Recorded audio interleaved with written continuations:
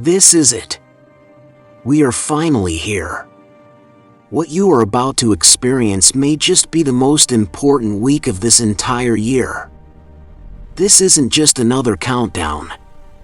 This is the week every spiritually attuned person has been unconsciously waiting for. Let's be clear, 2025 has been a year of immense spiritual charge. And the way it ends will not be subtle. If you're listening to this, you are already in the middle of it.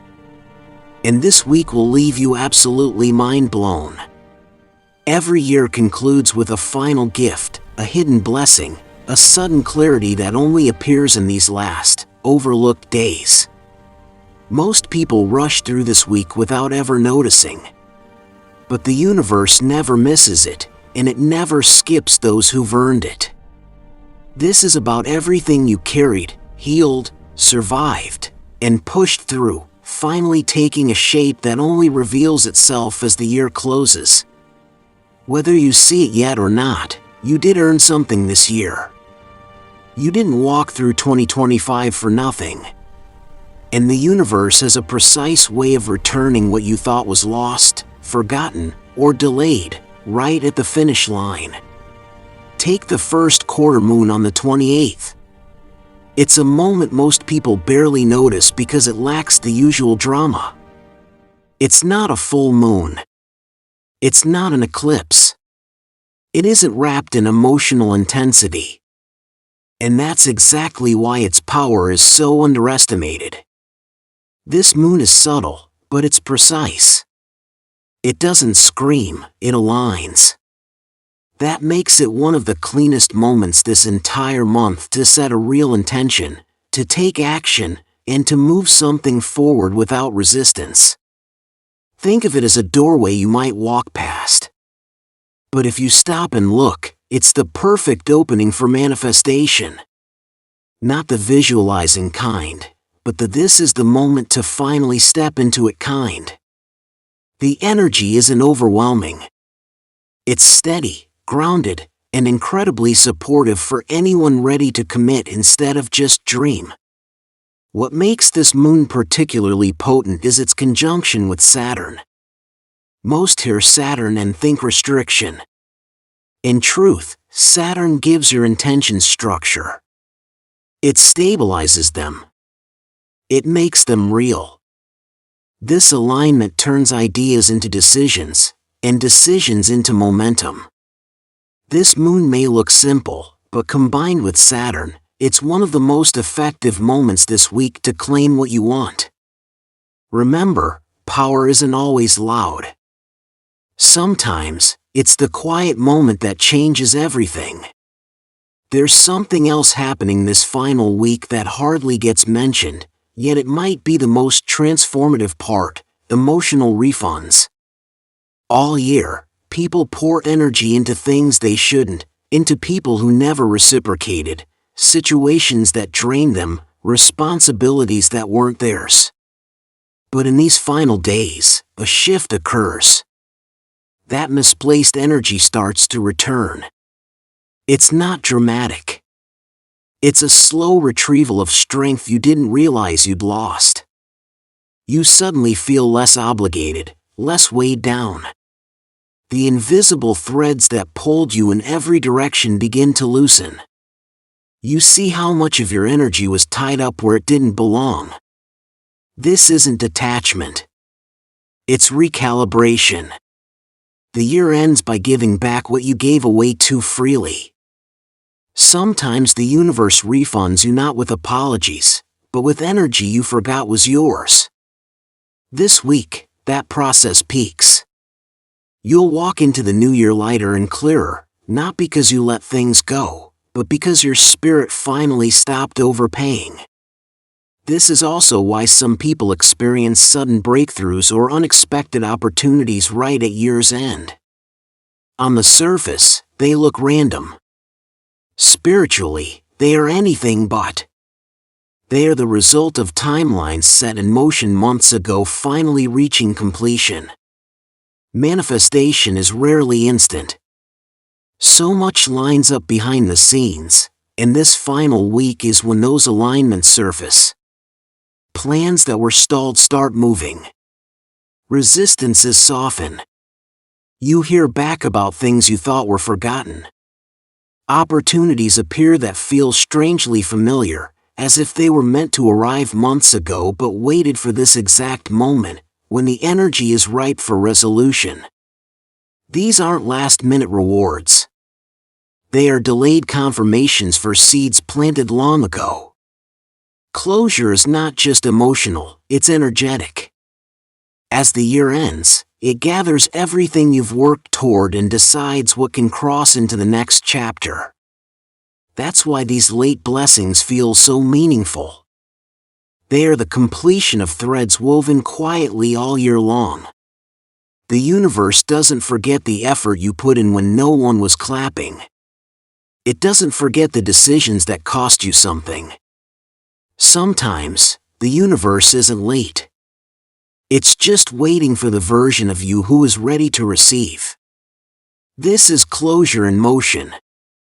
For many, these next few days are when everything finally catches up. The Moon-Saturn conjunction on the 28th doesn't just affect that day. It sets the tone for the entire final week.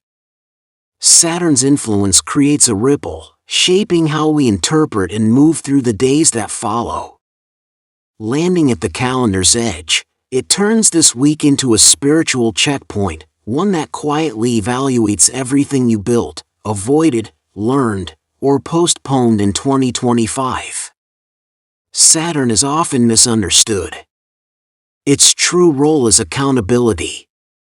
It clarifies. It doesn't limit you, it shows you where you've been limiting yourself. Under this energy, you'll naturally reflect on your choices, the promises you kept, the boundaries you held, the responsibilities you embraced or avoided. This isn't about guilt. It's structural awareness. Saturn highlights the patterns that shaped you, the discipline you built, the foundations you strengthened or ignored. This week, Saturn makes everything more honest. You can't hide from the truth of your own consistency. You can't pretend a pattern didn't repeat. You can't deny where you grew stronger, even if no one else noticed. Saturn isn't here to criticize. It's here to prepare. It shows you what parts of your life are stable enough to carry forward, and what areas are quietly asking to be rebuilt. These realizations are empowering. They give you usable clarity. Saturn never asks, "Did you succeed?" It asks, "Did you show up as who you said you were?" This is the energy that closes the year, not with chaos, but with structure, truth, and alignment. And that alignment will shape everything that follows. This final week of 2025 doesn't have the usual nostalgic, reflective feel. Yes, there's reflection, but it has a sharper edge, a deeper intensity that makes everything more vivid. The reason is simple: 2025 wasn't a gentle year. It was a year of disruptive spiritual activity, where the collective frequency rose faster than many were prepared for. It was a year of sudden shifts, unexpected awakenings, and constant energetic pressure. Even those who don't consider themselves spiritual felt the stir. So when a year like this reaches its finale, the energy doesn't soften. It concentrates.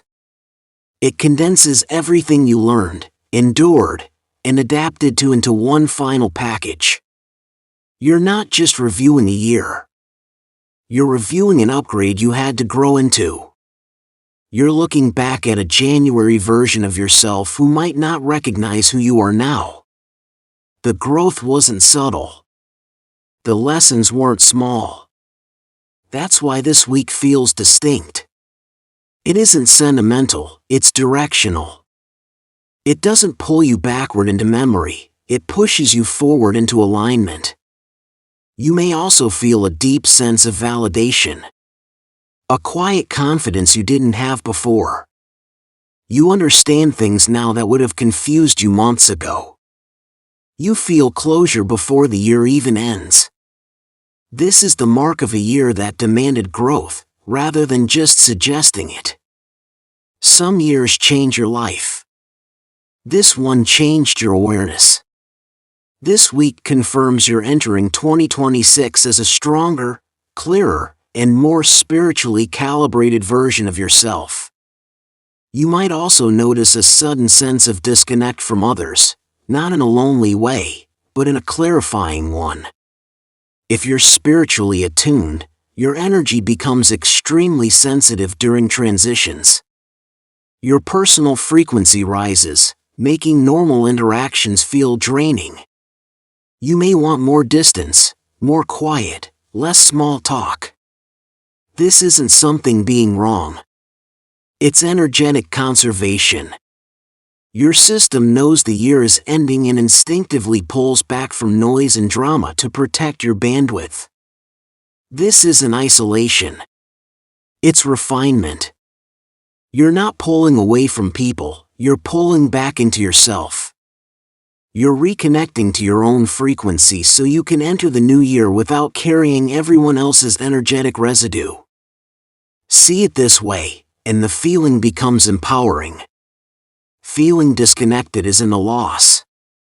It's your spirit choosing alignment over noise. If your energy wants solitude, it's not a flaw. It's a sign you're preparing for something bigger than the conversations around you. Here's another overlooked advantage. This week forces you to face reality at exactly the right time. Not in January, when New Year, New You pressure creates illusions, but now, when the year's energy is still raw and honest. Facing the truth now protects you from walking into 2026 with fantasies that would collapse by February. Most disappointment in a new year comes from carrying unresolved hopes from the old one. This week removes the guesswork. It shows you what's actually working, what was just wishful thinking, what you've outgrown, and what you genuinely want to build. January is hype. December is truth. When you confront reality now, you eliminate months of future confusion. Clarity isn't harsh, it's a shortcut. The sooner you face the truth, the sooner your life moves. This week gives you that truth, so you can enter 2026 with alignment, not illusion. Now, here's a perspective almost no one shares. This final week is when your future self speaks the loudest. Not through dramatic signs, but through subtle impulses and quiet shifts in preference. You might think of a new habit that doesn't feel forced, it just feels obvious. You might suddenly want to reorganize your space or release an old routine. These aren't mood swings. They're previews. Your future self is showing you what will matter. You might feel drawn to something new, a topic, a direction, with a magnetic pull. Or you might feel an unexpected repulsion from old distractions. This isn't burnout.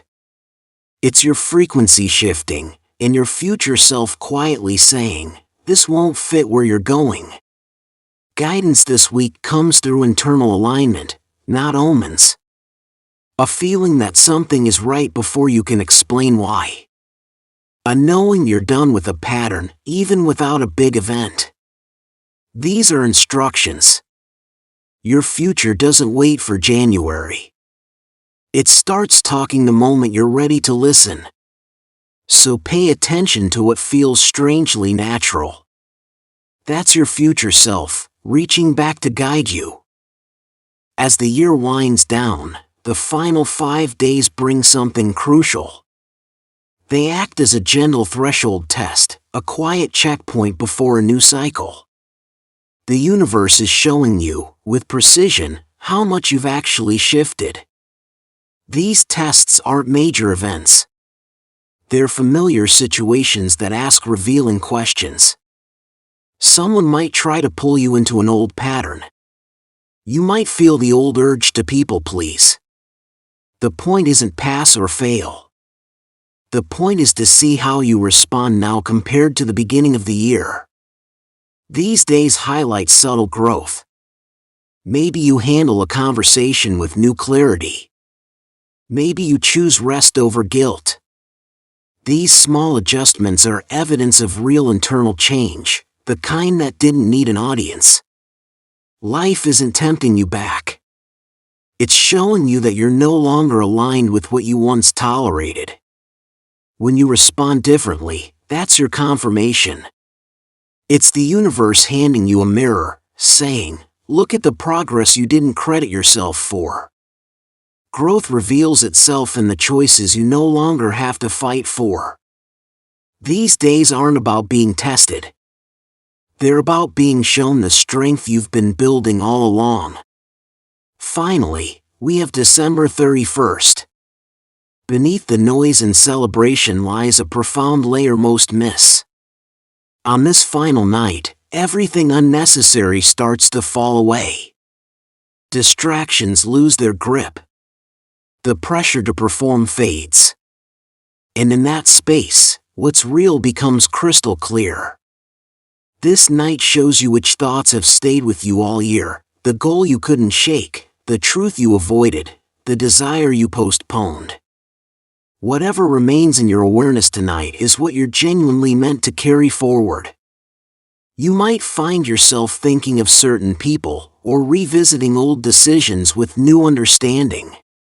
You might see what truly gave you strength and what quietly drained you. This is the night it all becomes clear, not by force, but because the year is settling into its final position, offering you one clean look at what matters. The power of this night isn't in the celebration. It's in the absence of what no longer fits. When the noise fades, what remains has been guiding you all along. New Year's Eve is less about resolutions and more about recognition. Before the clock strikes, you get a rare chance to see who you actually became this year, not the polished version, but the authentic self shaped by every challenge and adjustment. That clarity tells you more about your future than any resolution ever could. What stays with you when the year ends is what's strong enough to begin the next one. So as the night settles, feel for that final, soft shift, a sense of permission. Permission to release what exhausted you. Permission to want something bigger. Permission to trust the version of you that made it here. You don't have to prove anything tonight. You don't have to race into the new year with a burden of forced intentions. The real transformation begins the moment you realize you are allowed to step into 2026 without carrying every old weight. What remains after everything else falls away is enough. And it is already guiding you forward.